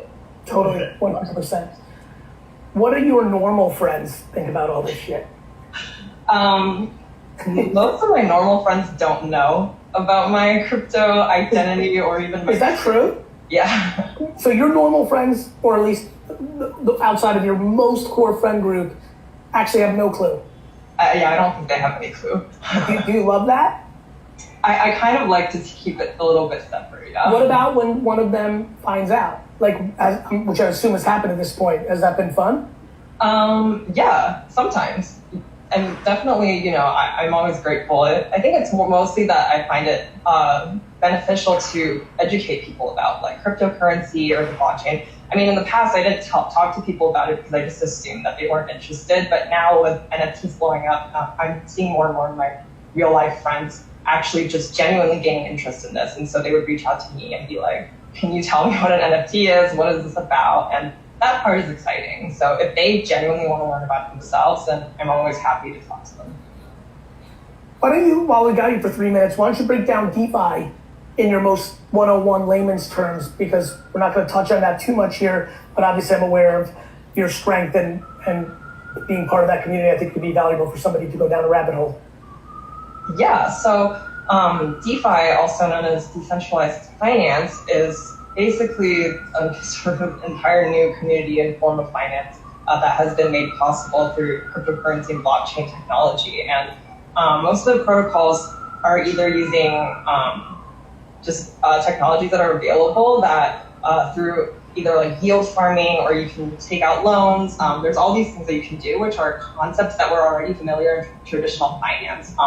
But I would say to sort of explain it like on Five, it's like it's now being done quicker and way more automated because of the technology and because of the software that's like available, or sorry, but the code and everything that makes it possible. And so it's kind of like traditional finance, but on steroids. So there's a lot of really lucrative yield and APYs that, for example, traditional banks really pale in this comparison because they're offering like 0.02% APYs on your the money that you put in the bank or something. But in DeFi, anything around like the 8 to 10% is very commonly seen. And yeah, it's just a way for people, even if I think a lot of NFT artists can benefit from learning about this as well without getting into make money on your money. And even if you're lazy, and you don't want to do like a bunch of farming or like really get into it, you can park your stable coins or Ethereum or even Bitcoin, whatever you want, like on specific DeFi protocols and just earn interest off of that, as opposed to having it do nothing. So highly encourage artists to look into it, especially if they're earning ETH now on their NFTs. What do you think's next for you in this last minute? Give me a sneak preview of something you're potentially plotting. Potentially plotting. I love making videos, so I just love the storytelling aspect of it. So I would love to experiment with maybe longer form videos, maybe even, short films, movies, who knows. But yeah, we might even see a future where NFTs could be an animated movie or something. You never know. And I also am excited about the the metaverse. And also excited about what Caesar DAO is up to. I really like the ethos that they're going for and everything that's happening. And by the way, they're throwing a party in Brooklyn this Saturday. So if anybody who's watching this is interested in coming to hang out with have you shared it on your social on this account? You can find me on Twitter or on my Instagram. And I'll probably be sharing details when we know more, but it's going to be in Brooklyn on Saturday. Come hang. That's all. Thank you for the invite. Thanks for being on the show. Jimmy, I love you so much as being my true partner in crime and VFriends, but the fact that Michael Jordan, we started this interview off in a very difficult manner. Jimmy, so everybody's watching. If you go to VFriends.com right now, which I would love, if you scroll all the way down to the site, on the bottom right-hand side, you'll see that it is powered by a platform called Nameless, which is an incredible platform that Jimmy and his crew at NFT 42 have built out and are building out. And, I bet my wagon and hitched my wagon to it and think anybody who's got an ambitious NFT project should consider, from the biggest brands in the world. Jimmy, why don't you tell the story of VFriends from your perspective and intertwine your OG-ness, your blockchain gang, your ethos? I think there's a fun 5-minute story of VFriends that can be told where you can intertwine both what was interesting. We haven't even been able to fully recap yet, so I'm almost being selfish here. What was interesting about that? Things you didn't expect, or other things that will bring value. So what's the story, and then more importantly, from your perspective, not mine, and the things that were challenges and exciting things and things people should keep an eye out for. Yeah. So I think it's a really cool story and a really exciting one for me personally. So thanks for having me on today, giving me the opportunity to share.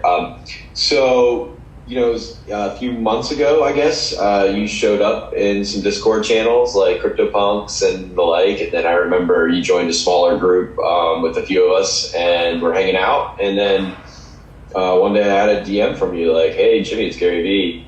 And then I think you got my number and I got a text from you a few days later, like, let's talk.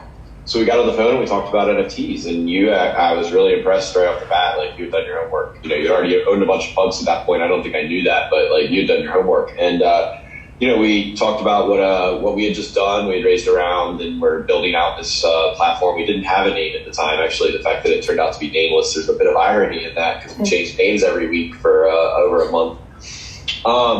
But then we spoke, and you cared a lot about making sure that your project was viewed as a legitimate project, and that you weren't taking any of the shortcuts that would net in the tokens being deemed as not legitimate in any way, or that they could be interrupted. You wanted everything to be on chain, which is kind of like my mantra, and I preach it. So you and I connected on that immediately, and for me it was amazing because I think I shared with you at the time when I started my last business in 2007. And growing through that Web 2 phase, seeing you as somebody who was teaching people how to go out and build their brand and build their businesses around these new technologies and everything else. And seeing you come into NFTs, I was like, oh, wow, here he goes again. It was Web 2, and now here he's going with Web 3. And now I get the opportunity to actually work with you to do this. Like, what an amazing journey. And so it was off to the races pretty quickly, right? You knew what you wanted to do. You knew you had a lot of work to do. We told you what we could help with and what you needed to do, and you went out and did it.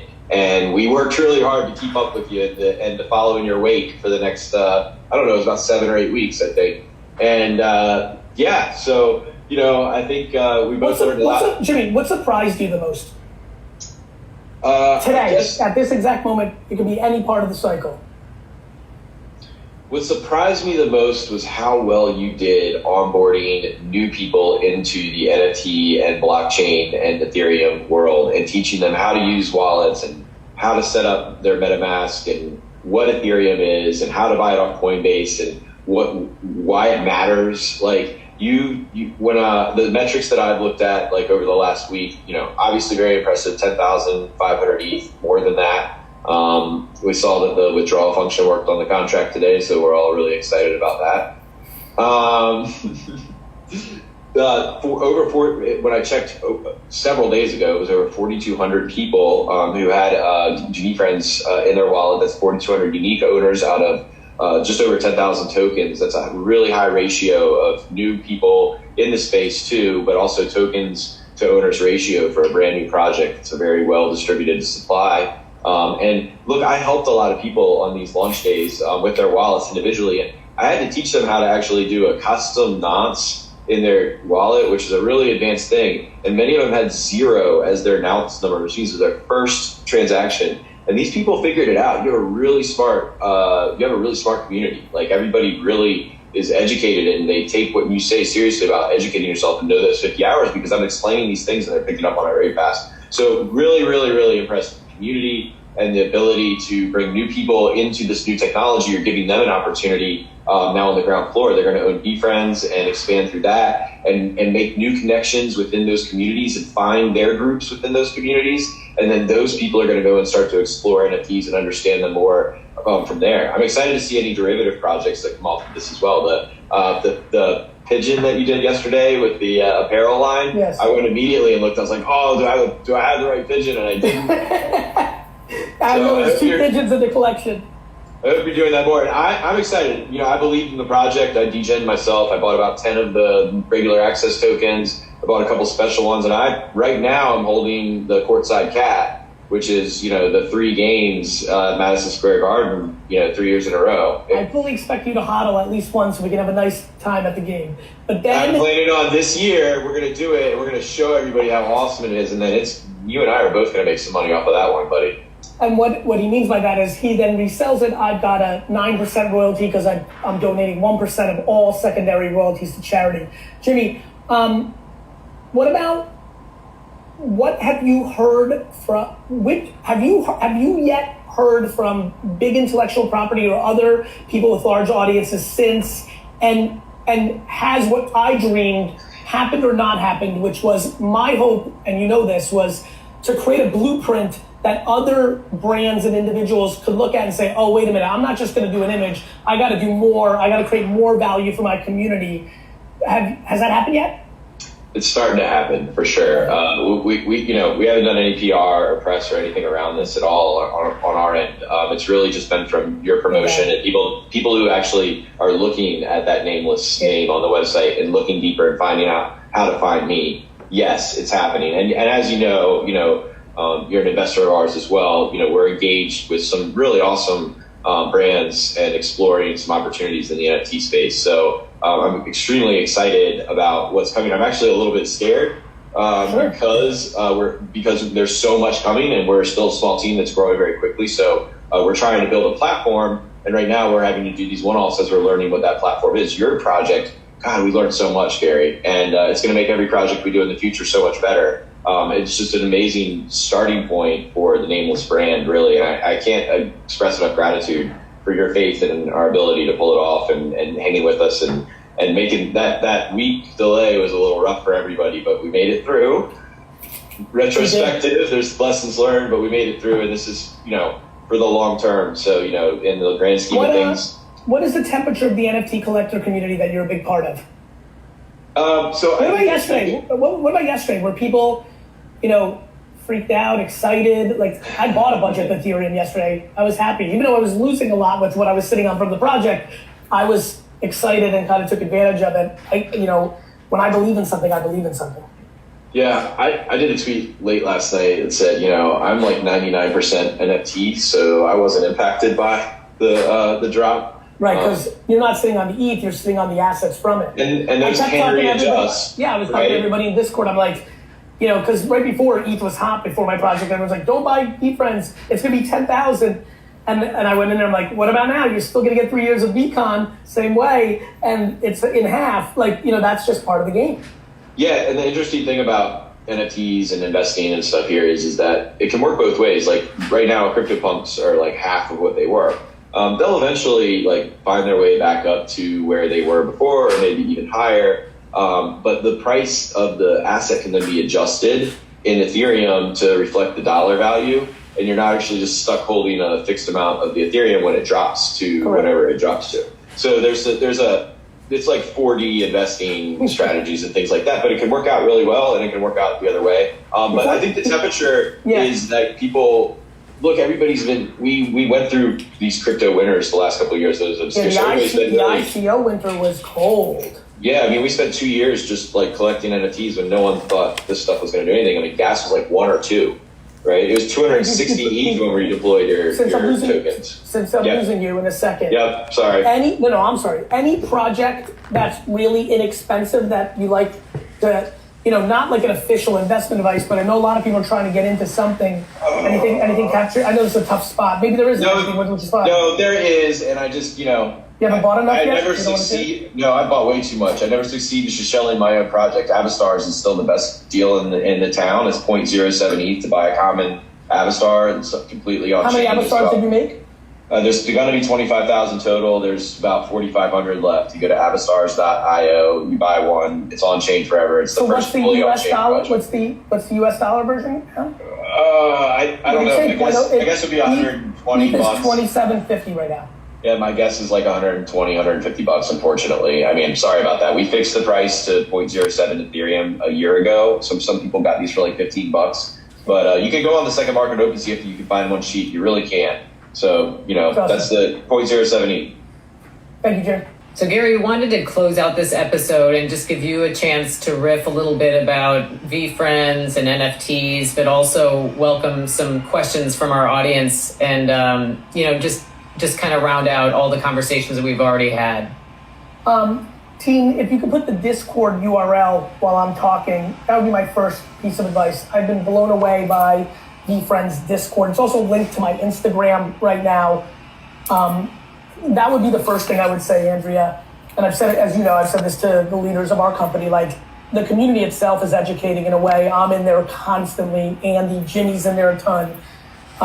So first and foremost, education. The reason I asked, Jimmy about an inexpensive one, and he's right, his project, Avastars, is very underpriced in my opinion as well. And obviously I love him.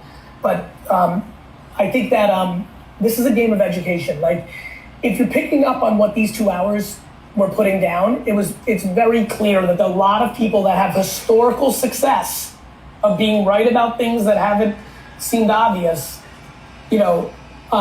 are sitting here saying, hey, I always laugh. Like, my one buddy reached out and gave me a whole manifesto of why NFTs is not going to happen. And I asked him where he got this from, and he said, this guy at work. And I said, brother, you've known me my whole life. You've watched everything I've talked about happen in a way that nobody thought would happen. You've got people like Mark Cuban talking about, your buddy from work, people are built on fear. That's right. And on greed. Fear and greed is what I'm most worried about right now. Fear, because people are like, this is just a fad, it's bullshit, and they never put the 50 hours of homework, they don't join 6 discords, they don't learn, and they never get there, right? Yeah, greed, for reasons to dismiss it, right? Greed, because greed makes bad decisions, right? Somebody in our Discord listed their friend on OpenSea, and the person tricked them and offered them 25 cents, not 25 Ethereum. And they sold it. So they bought something for 9,000 and sold it for 25 cents. And the community in Discord and my team and me myself are like, damn it, and feel bad. But I'd be lying if I didn't say, that's a greed move. You don't buy something for 3 Ethereum and sell it for 25 in 2 seconds. Yeah. Or 7 or 9, whatever it was. Greed and lack of education will get you into trouble. And so greed and fear are the 2 things that I'm trying to really get people in. So discord.com/invite/befriends, or to make it much easier, go to my URL in my Instagram right now. As far as befriends, look, VCon's amazing. Going to a basketball game with me or being part of a FaceTime or a hangout on Hangout Hawks, like there's a lot of cool stuff, but all of that is wildly secondary. Even the 3 years of VCon, vcon.co, VEECON.co, even that is just a short term. I'm looking to build out this intellectual property and really make this digital asset something that's worth having. And so obviously you know me very well. I'm very passionate about good behavior in human beings. And you also know that I'm self-aware, which means I know not everyone is going to pick up what Gary Vee is putting down. I'm too much, I'm too aggressive. My conviction and excitement comes across to some people, luckily a smaller amount than the other way, but not good, or I'm this or I'm that. Because I am competitive and I am alpha, and I know that turns some people off. The fact that I now have a countable ant, this is real for me. That I have patient panda, that I have offense-oriented orangutan, that I have focused falcon, that I have humble hedgehog. Like, the fact that I have this universe now, I think I'm going into a very interesting part of my career where I'm going to be able to make an impact around kindness and empathy and all these things, and really make a difference through the character development, and whether it's cartoons or stuffed animals or collectible desk toys or comic books or, ice capade shows or a zoo or who the hell, but I'm going to pull this off, just like everything else I said that everybody said I wouldn't. And I'm excited about having my early community be part of that journey. So one thing that didn't come up today was we didn't hear any rants about sustainability or any of those kind of things. Any perspective there? I think it's because there's a million things in the world that are, this is not great for the environment, right? Like, I think that I am so impressed with the overall community on even Ethereum itself, which has one of the bigger vulnerabilities because it's switching and the evolution of proof of work to proof of stake, I think the reason, and there's plenty of articles, but the reason it's not like overwhelming everybody is almost nobody's saying, go f yourself, right? Everyone's saying, you're right, let's do something about this. And blockchains are being built that are good. Ethereum's level 2 is being built on that. So I think that it's because most humans, my big thing with why not? Why not make it great for the environment if you can as quickly as possible? Why not be nice to your fellow man or woman? Like, why not? Why not? Why not? You can have both. You can be successful, you can be fulfilled, and you can be selfless and leave a legacy and do the right things. I think some people get caught into two extremes. Some people live in a world of scarcity, and so it's winner takes all, it's all this garbage. Other people live in an ideology. They're not practical. They want people to do things tomorrow that are not real to a lot of people without a lot of destruction. So it's about compassion, empathy, and lack of judgment. And I think that's like how I see that.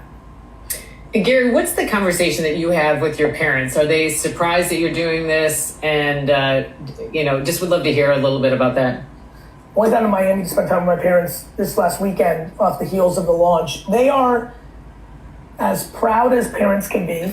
My parents are my parents. So by the way, think about how much better you know me compared to everybody who's watching this. Yeah. And what the actual delta is between Gary Vee and like the small little, I can't even begin to comprehend how big the gap is. I think it's actually quite extraordinarily large. Yes. Now imagine what my parents' gap is to you.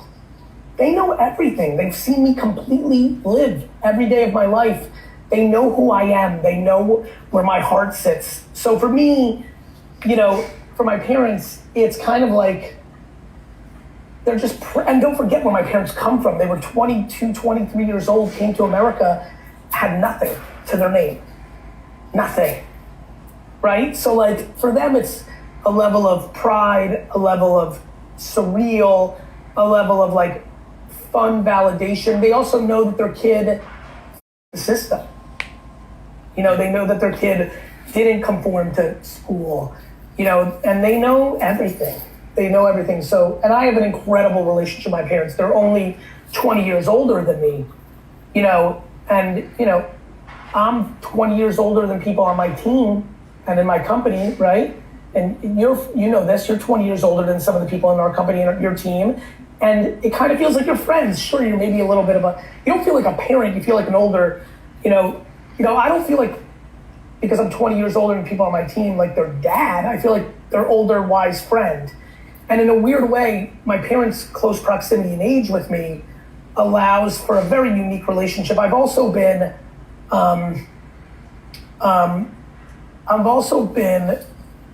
incredibly unique in my relationship with my parents. We have such a partnership through the years, so it's very really special. You guys all learn from one another, and that's the same thing that we have at Vayner. We learn from everybody, right? And it's so beautiful to see what you've created. That's just celebrates exactly who you are as a human as well as an entrepreneur. Congratulations. Thank you. I love everybody. Hope everybody has a great day. Thanks for this. We'll talk to you soon. Hope you enjoyed it. Please hit me up on Twitter with your thoughts on this episode of Marketing for the Now. Thanks, Andrea. Evan, thank you so much for having a couple seconds and being able to tell the Believe Nation a little bit about Empathy Wines. It means a lot to me that you would take this valuable real estate and time on your channel to give me some love. It means a lot. It's just good karma points, and so you're awesome. Thank you. Believe Nation, if you're into wine at all, go to empathywines.com. My whole career's work was poured into producing a wine that rivaled $40 to $60 wine for $20 a bottle. I'm just super excited about this subscription-based wine business. You can order 3, 6, or 12 bottles in subscription form, rosé, white, red. If you search on Instagram or Twitter, you will be blown away. People are literally like, I don't even like Gary Vee, but the wine's good. Super proud of the effort. Thanks, Evan, for the time. Wishing you guys all happy and healthy. If you want to learn how to market on social media like Gary Vee, check out the video right there next to me. I think you'll enjoy it. Continue to believe, and I'll see you there.